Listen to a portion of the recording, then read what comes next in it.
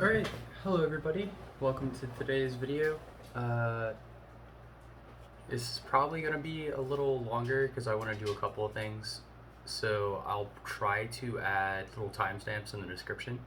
But first I'm going to be unboxing this stuff. I'm going to try to talk about some questions that I got on the channel while unboxing. But these are just Amazon books, so they're pretty common from probably large publishers. I didn't actually look at what's in these boxes first, but it should be the last shipment, which I'll probably put in the title or something. This should be the last larger shipment that I get from Amazon for a long time. I have a large queue of books to read, like the majority of this shelf I still need to read through. So I'm gonna stop collecting such large amounts of books that I haven't read yet, and I'm going to actually start going through a few more of them. I have some spare time now, so I should be able to get through some things. But anyway, hi Eva. She's a big girl. Anyway, let's get through. So the first one, it should just be one book. I've had some issues with how Amazon's packaged some of these things, where I get like nicked corners and stuff. Like, these are brand new books, and I didn't do anything to this one. I haven't opened it yet because it's the third in the series, but it's just like it's bent a little. I don't know, it's a little beat up, but it's okay. And like, this spine is a little beat up because they're putting these in little envelopes or whatever. Anyway, it's whatever. So I've been less inclined to order from Amazon recently just because they're not treating the books very well. Oh, okay, so we have three. So I got a lot of books that were related to Freemasonry, just for research purposes. So memory places and Masonic lodges. I found this in my recommendations when researching, so I'm not entirely certain who this author is, but it's just a standard paperback. And so one of the questions is like, they asked me like what I'm into, why I'm collecting occult books, like what my goals are, etc. Oh, this is a really small book. It's 100-something pages. But anyway, so this is part of it, Freemasonry, doing research into Freemasonry and what it means to people is one of my goals moving forward, which is separate and distinct from my religious or spirituality research. But we'll get into that in a minute. So this is supposed to be an occult Hermetic book, about 112 pages, standard paperback. It does not look, it's not a print to order, so, which is nice. There's a lot of books on Amazon that you go through, and you find out after receiving it, if there's a barcode in the back, and it'll say like printed in Moyni, Illinois, then it's print to order. And they don't put that in the description, so you just kind of have to find out when you get it. This one is The Lost Keys of Freemasonry by Manley P. Hall. He comes highly recommended for anybody who wants to research spirituality or the occult in Freemasonry, because in the lodges they kind of removed most of the occult practitioners from Freemasonry to stop drama, I guess. So Manley P. Hall's supposedly one of the best authors on occultism and Freemasonry, and what, like, his insights are highly valued by not only, I guess, Freemasons, but people who don't actually want to join the Freemasons but want to know what's inside. So yeah, this is 333 pages. That's kind of cool. Well, until the index, the actual text is until 333. So I don't know if they did that on purpose, because 3 is one of the like 333, whatever. It's one of the important numbers. Freemasonry of the ancient Egyptians. Anyway, so yeah, this looks like it's going to be a good... The Lost Keys of Freemasonry. This looks like it's going to be a good book. I'll definitely give it a read through. I picked up this the other day. The Secret Teachings of All Ages. I haven't gone through it yet. One of the guys I'm in a Discord with, Lane, hi if you're seeing this, he said he's going through it, and it should be an intriguing read for sure. It comes highly recommended by pretty much everybody, Freemason or not, who's actually gone through it. So, but again, it has like these little dings, the cover's ripped. I didn't do any of this. It came to me like this from Amazon, so.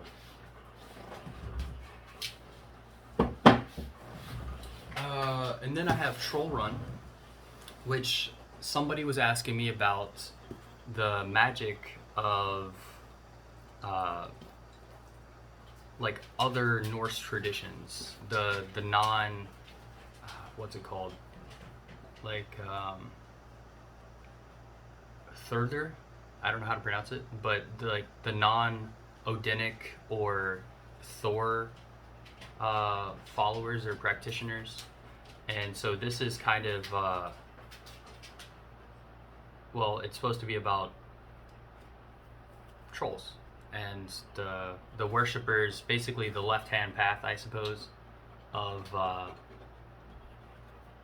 Norse mythology.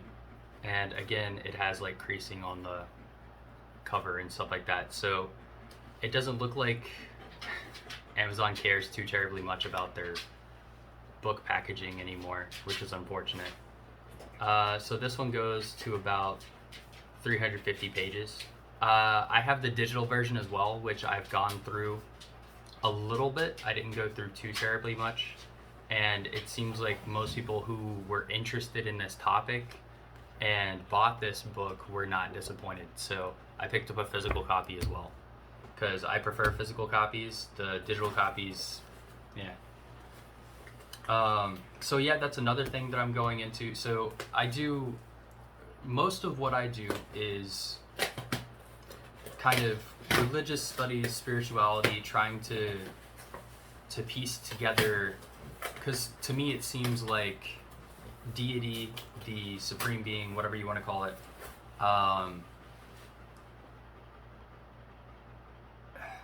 it's just the different religions see the same supreme being in theory through different cultural lenses, or they're telling similar stories through different cultural lenses.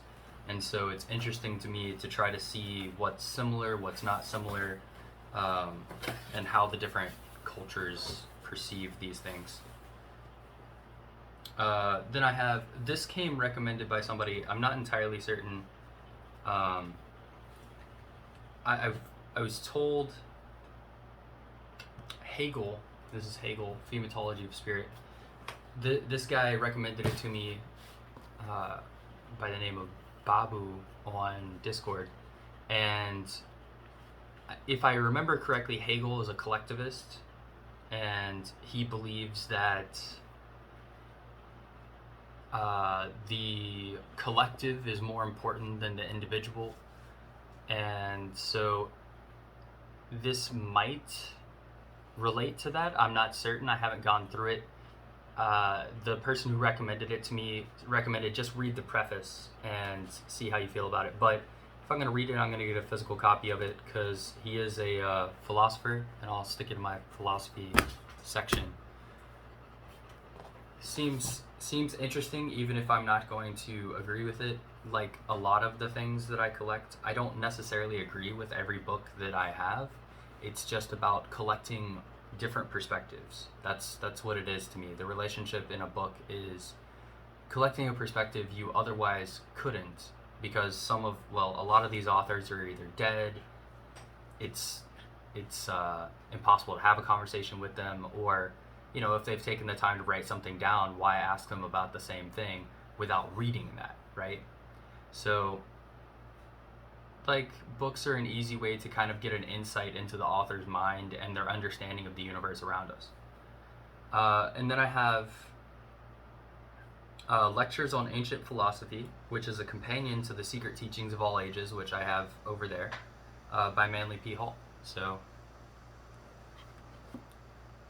again, a good author, very well read and well researched author, who comes highly recommended by pretty much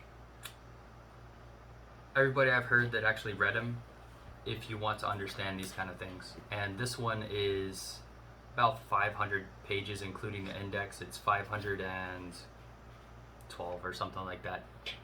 And it should go through, let's see here, what are the chapters as I go through here? The Doctrine of Redemption Through Grace, The Cycle of Necessity. We have a nice black and white page. Oh, hey, this is cool. The Varaha, Incarnation of Vishnu. Okay, that's cool. Like, I thought that looked familiar. I was like, that looks kind of like some Hindu stuff, or Vedic stuff. So that's kind of cool.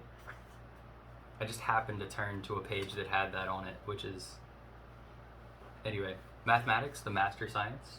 So yeah, this should definitely be an intriguing... Rosicrucian and Masonic Origins. Oh, it's on... I don't know when this starts, but I turned to 444 by coincidence and found this chapter.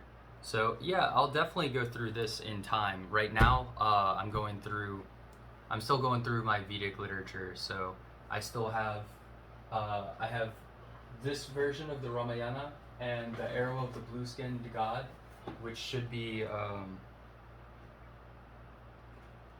like similar. I was told, or at least in the, what's it called, in the reviews of one of the books of either the Ramayana or something, like it was either another book of the Ramayana or this one. They were saying the Arrow of the Blue-Skinned God was a good companion to it if you want to understand it more. And I think reading that story through different perspectives, since I don't have that good a grasp on Sanskrit or Hindi yet, reading the English translations will give me some context. So, oh, okay, so I have a small section of, how should I put this? Controversial books. I moved it. It was the glass case at the bottom. I had all the controversial books, but since then I kind of removed some and I put them aside because, well, they didn't deserve to be in a glass case. A lot of them, there was no reason for it. So I put them down here. You can't see it, but down here on the bottom shelf, I put the controversial books, which includes things that are like conspiracy theories. What do we have? Oh, so the controversial books, there's the serial killers. So I have the Turner Diaries, Hogg, whatever. I'll go through it in my library tour later. But this is something I wanted to add to it. It's called The Great Pyramid Hoax, the conspiracy to conceal the true history of ancient Egypt. I do not know what this book is about. It sounded like an interesting title, and I bought it. This is kind of an impulse buy. So it stayed on my read list for a while. Oh, it's a nice, hefty, thick paper. It's one of the nicer paperbacks. Yeah, I don't know what it's about. It says, it's about Egyptology, so I don't have a lot of Egyptian texts, but this should be an interesting read if nothing else. An introduction, a controversial claim. Yeah, that sounds about right. Like, if you're going to say something's a conspiracy, then... yeah, so apparently this person works in archaeology. If I find this worth reviewing, I will leave a review once I go through it. But at the moment, I have Don DeLillo. Yeah, I think that's how you pronounce it. Don DeLillo's works that I'm reading through for my non-fiction reading, for my fiction reading.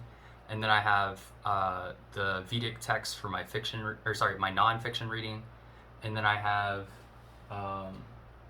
or my religious studies, and then I have Hindi that I have to study and a couple of other things. So I don't know when I'll get to this, but I'll get to it eventually. I bought it for a reason. So let me put these down.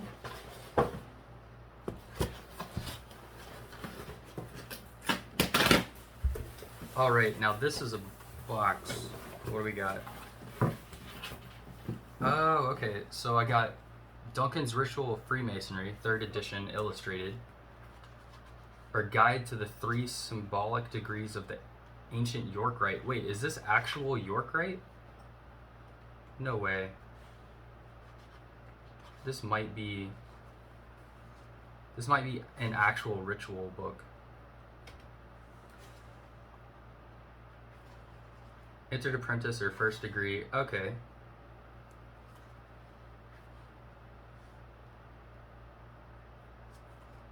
Interesting. So this, I wonder when this was published, like what the actual edition is. Doesn't say. No, it says the authorities referred to in this work are as follows. We got an 1845, 1864. Who knows? Interesting though. Let's see here. Entered apprentice or yeah, this is like the other. I have an antiquarian version of a similar work, but this isn't York Rite. This is just normal Freemasonry, if I understand correctly.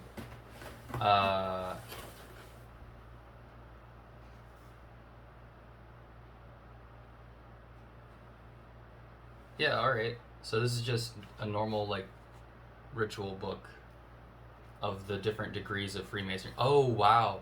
No, this goes to Royal Arch. Oh, okay. Oh, this includes other things. So we have Master Mason, and then you go past it, Mark Master or 4th degree. Okay. Yeah, I'll have to go through this. Most Excellent Master or 6th degree. Alright, so yeah, I'll go through this for sure. And then Man and His Symbols. This is so small. This is not what I expected at all. This is kind of a normal sized book. This is not. Can I read this? Not really. This is not great.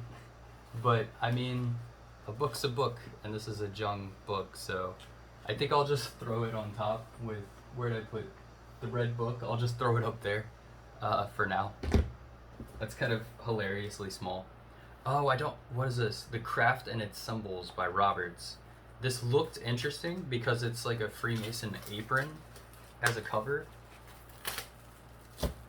I didn't actually check how many pages it is. It's like under 100 pages, but that's okay.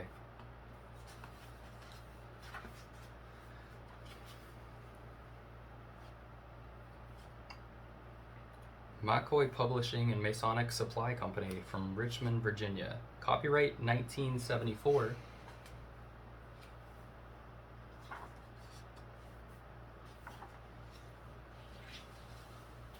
Alright, so we have just different Freemasonic symbols and what they're supposed to mean. Oh, well, that's interesting.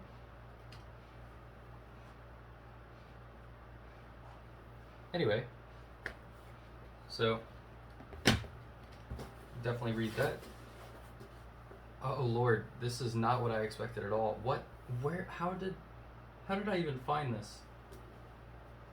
Okay, so this is probably gonna go on that same shelf. I have a shelf somewhere that's about,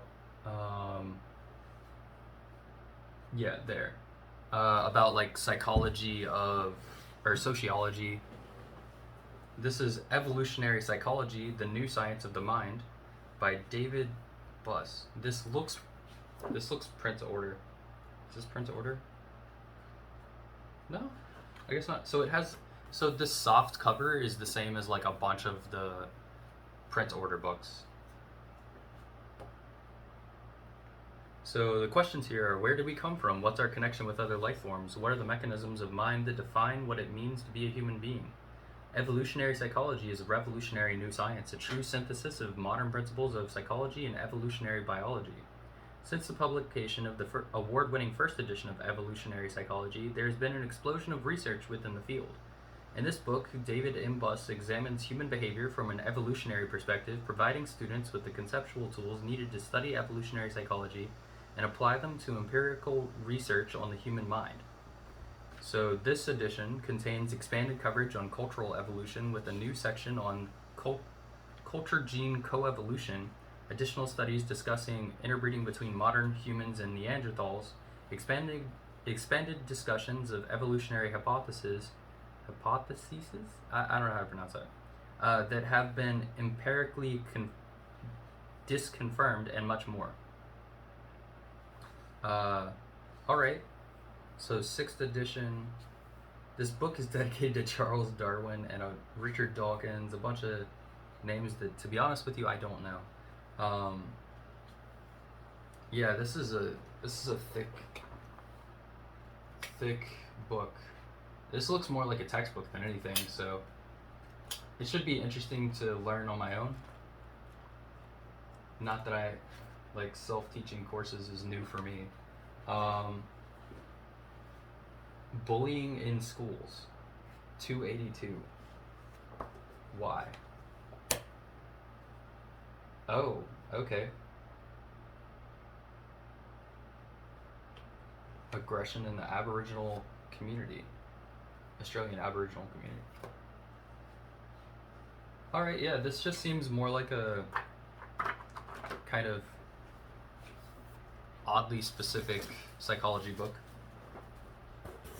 I'll go through it in time when I go back through the sciences. I should have a science book that I'm studying. I don't think I do. Right now I'm reading Homo Deus, which is what I consider my science read for the moment, which I should have been done with already, but I'm not. And so again, this book was caught on the flap of the box, so it's just bent already, these pages, which is unfortunate. But I mean, I can still read the book, so I'm not going to send it back. That's petty. Oh, this is Nausea. So when I looked up, I think I looked up Hegel. This is another author that was suggested, and it's supposed to be kind of,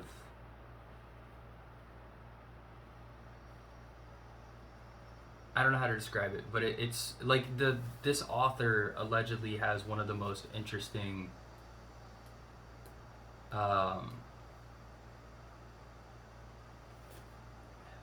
perspectives. Like, they have an interesting perspective on things.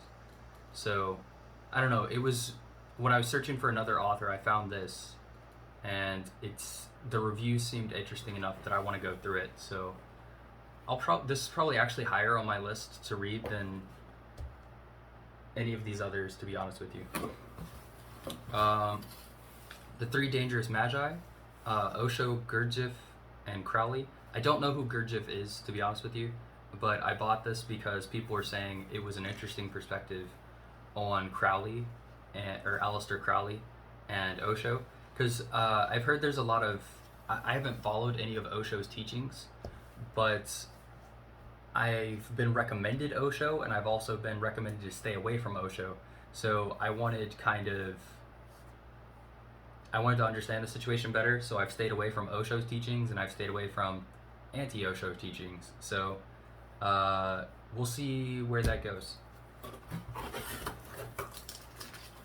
And then I've got the second volume of, so I bought two of, this is a set, I guess.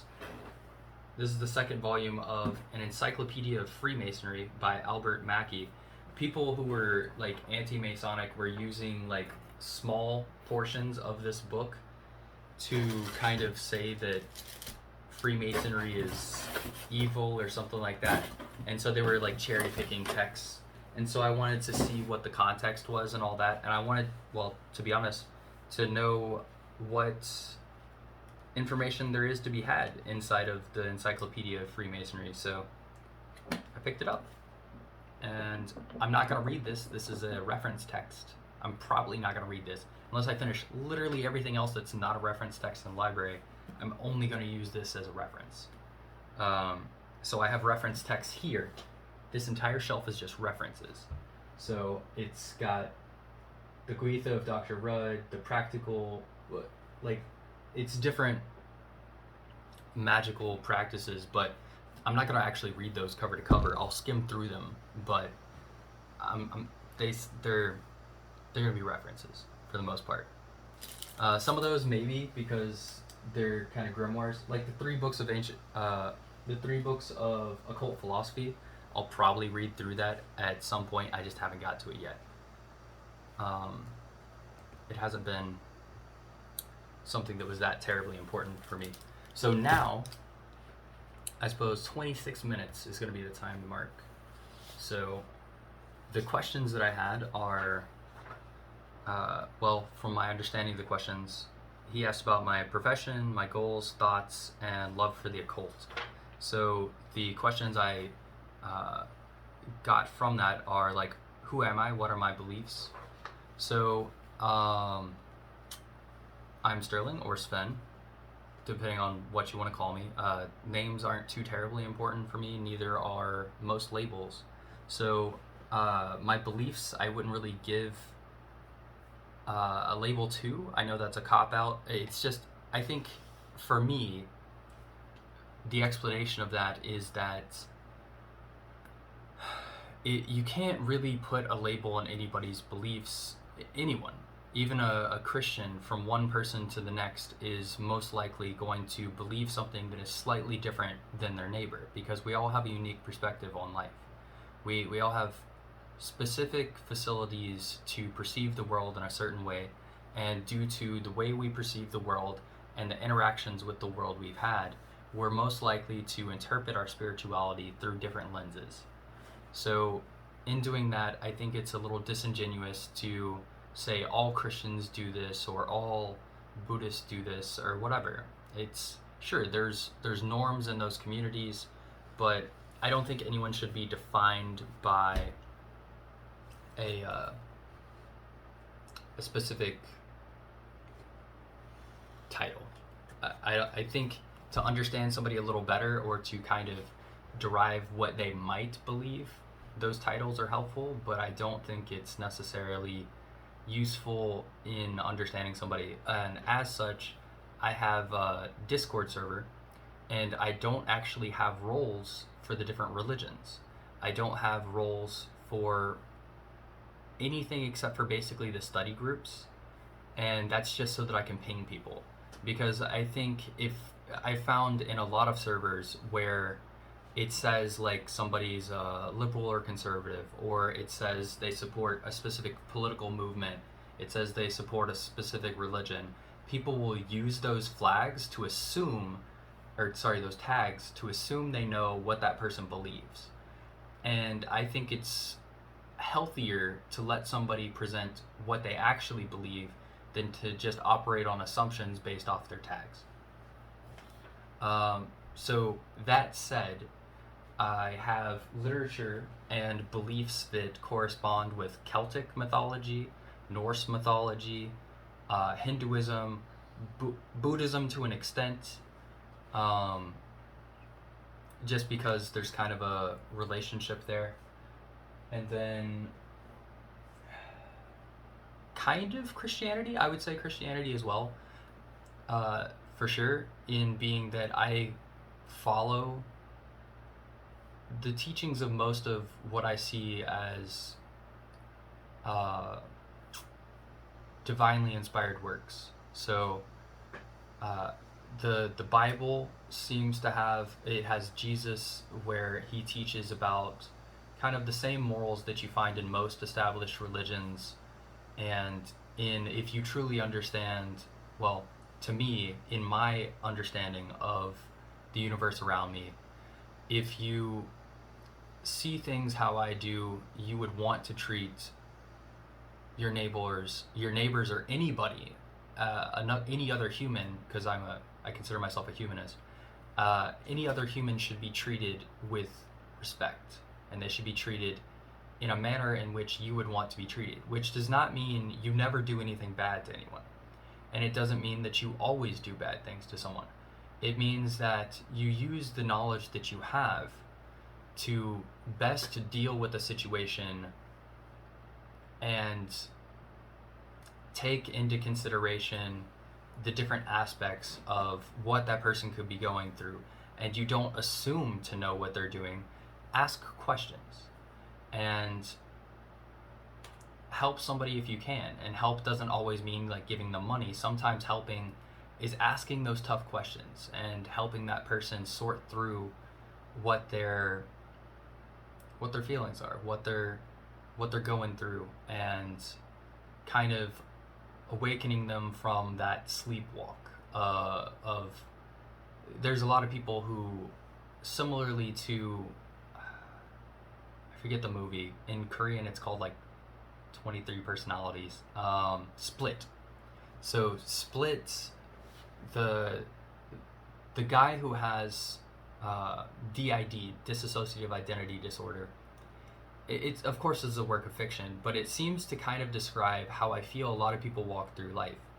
The actual core self is asleep on purpose, and it hates existence, and so they kind of fall back on habits and things that they were taught to do in society, and in doing so they stay not true to themselves, but they just stay alive.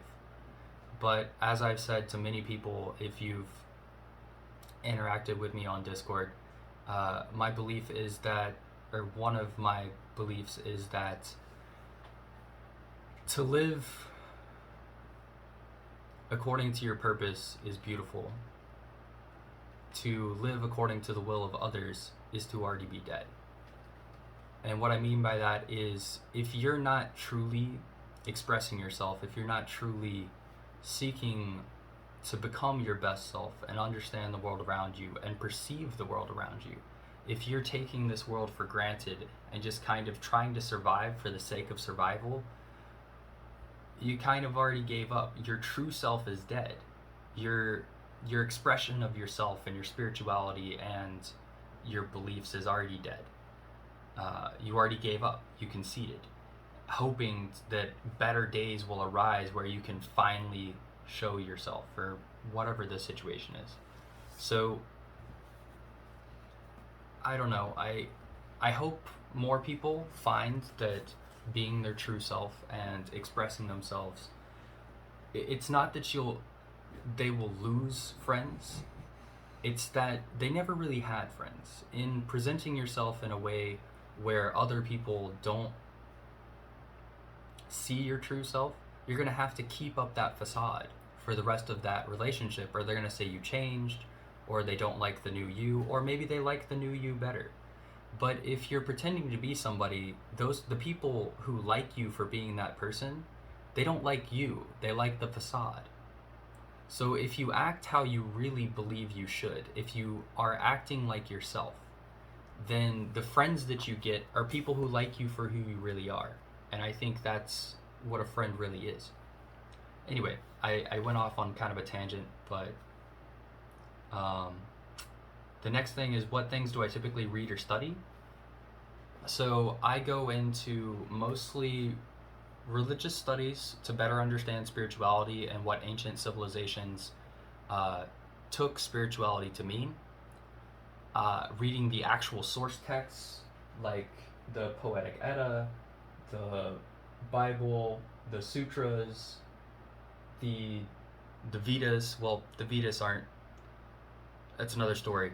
But like different religious texts, what do we got? The Tane and other similar works to understand what other people believe spirituality is, what the Supreme Being is, and their perception of the Supreme Being. And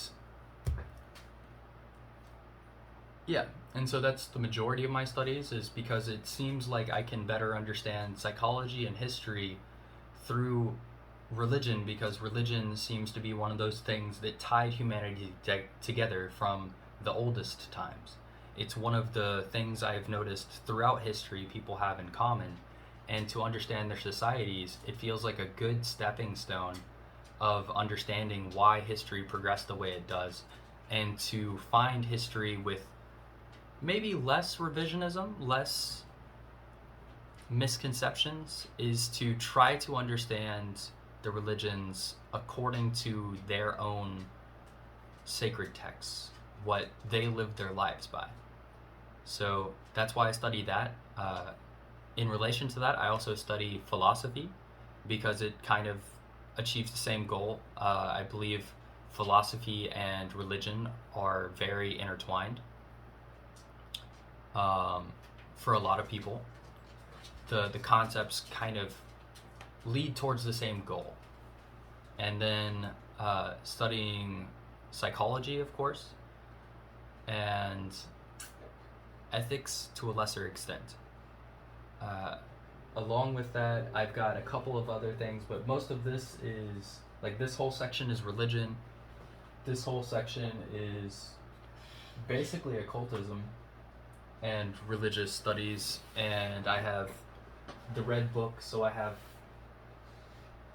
I don't know, that's kind of spirituality, kind of psychology, and then this is all kind of occultism, and then oh, you can actually see that. So this down here is like, I have conspiracy theories and serial killers and whatever, just to study kind of different mental states, people who express themselves and understand the world in a different mental state, because it seems to better understand the world, to understand the outliers is also important. Because if you just understand the mainstream, then you're only getting so much of the picture. If you start trying to seek to understand things like the left-hand path or Tantra, the left-hand path being the Western version of, like, going against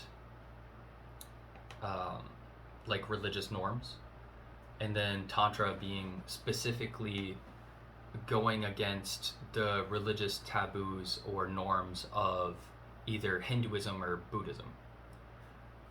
So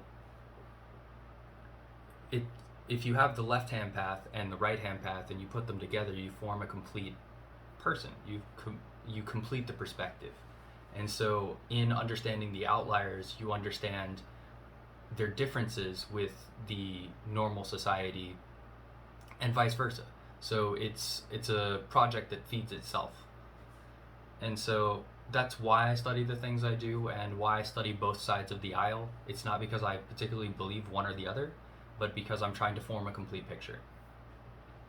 And then what is occultism for me, and what path do I follow? So I kind of just led into that. Occultism is just kind of, I should probably Google this, but because there's a difference between occultism and there's another term, esoteric. Yeah, occult and esoteric, they're different things. And if I remember correctly, occultism is, let me see.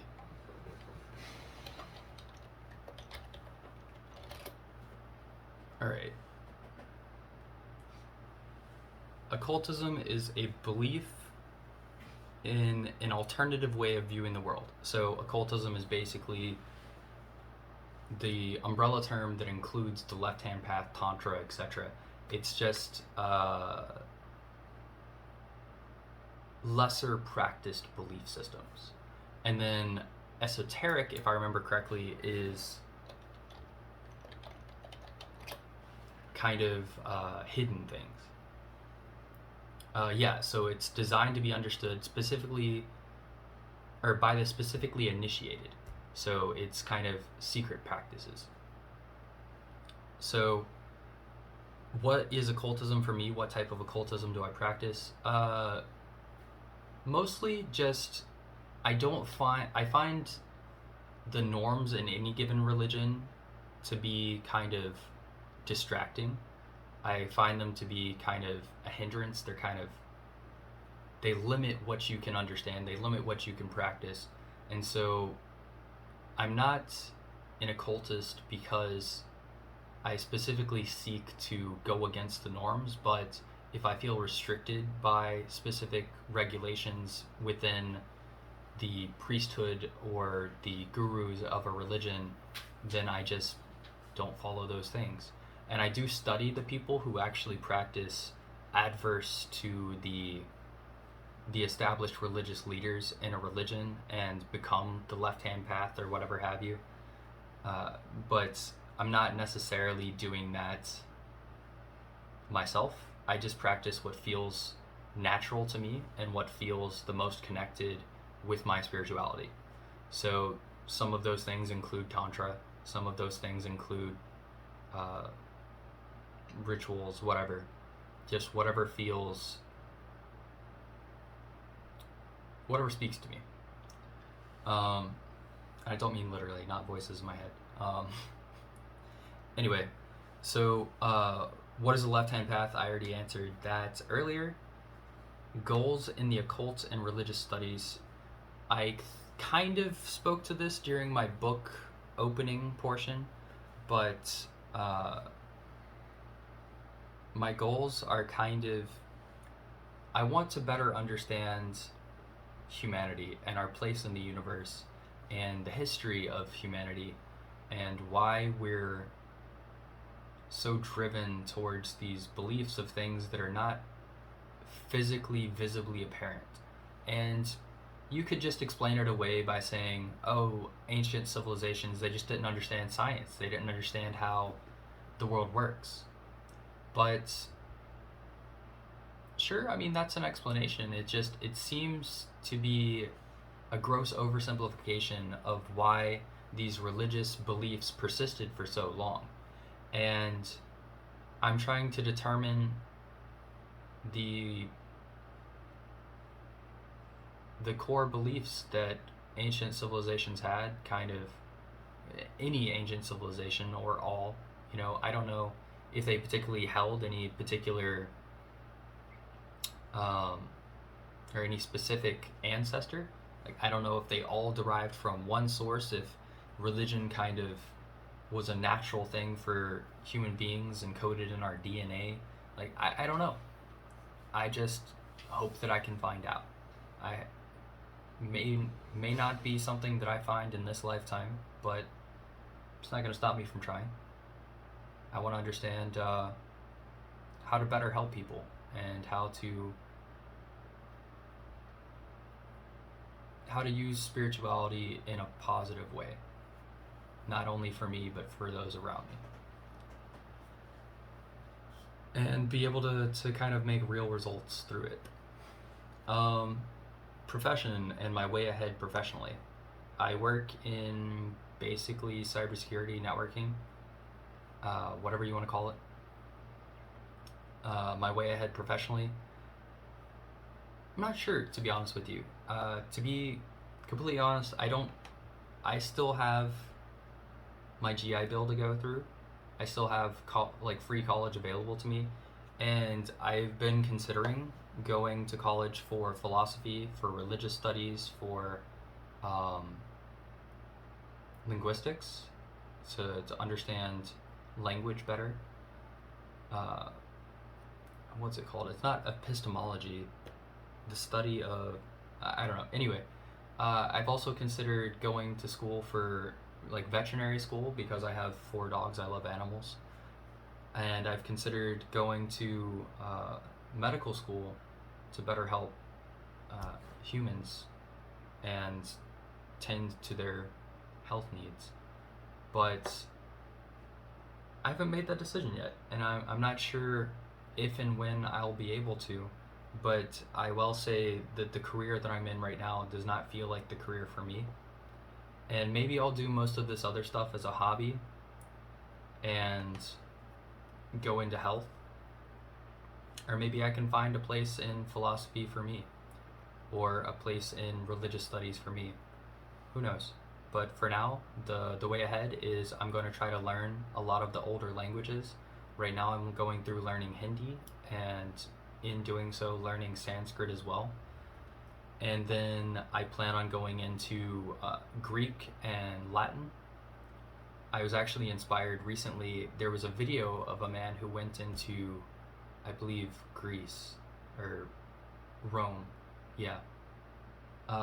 And he went and he spoke Latin to the people in Rome, and they were reasonably upset. But it was inspiring to see somebody who actually speaks spoken Latin. But of course, it's going to be his interpretation of how Latin should be spoken, because allegedly it's a dead language. So it was interesting to see, and I hope that I can better understand some of these religious texts through interpretations done by myself in their initial languages, the languages they were written in. And then hopefully I can connect better with the older civilizations in my understanding of their language. So that's my goals for now, and I'm going to keep going through religious studies and try to understand people better, try to understand our place in this universe, which I think a lot of people want to do. They want to understand why they're here. They want answers to the question of, why am I here? Why is humanity here? What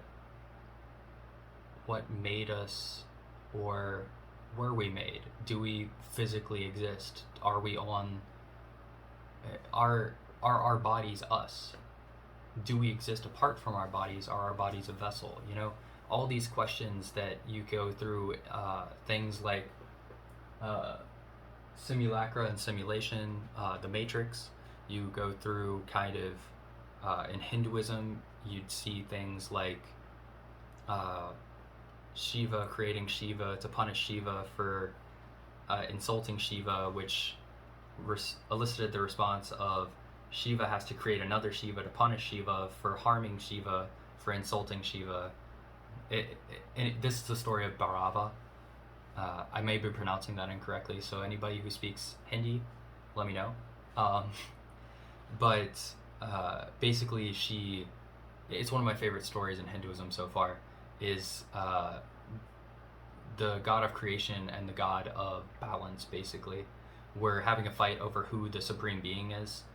And they were like, oh, it can't be Shiva, he's dirty, he's unclean, he's an animal, so it's not him. And when the god of creation made this, or the deity of creation made this accusation, Shiva created another deity to punish the god of creation and beheaded him, because Brahma at that time had 5 heads. And so Shiva cut off the 5th head, which was the ego. And so in removing the ego, Brahma became more complete. By removing something, he became more complete. And so in destruction, he created a better version of the god of creation. And since it's, frowned upon to harm a priest or to harm anybody, and it's kind of a punishment that's equal to death, Shiva had to create another deity to chase Bhairava for all of eternity until, I don't actually remember what the circumstances were, but they had to find a specific city on Earth, and once they arrived there, they would stop being chased. Or maybe not even be on Earth, but still.